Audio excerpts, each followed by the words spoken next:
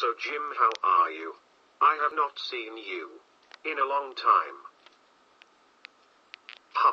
I see you're still having problems with speaking. Oh, Kenny. Hey, how was your sister after she got bitten by the dog that came in?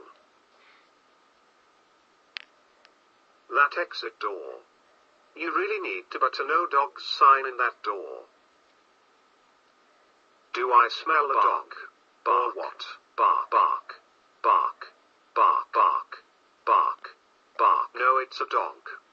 I command you to sit. Why? Don't make me angry.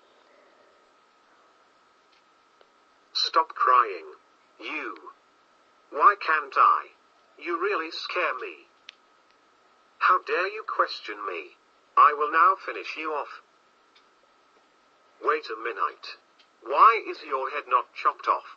With my razor-sharp teeth. Nice. Doggy.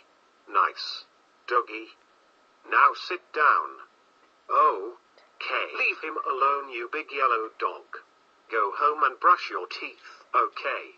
Sorry. Sorry. Next time be more careful, man.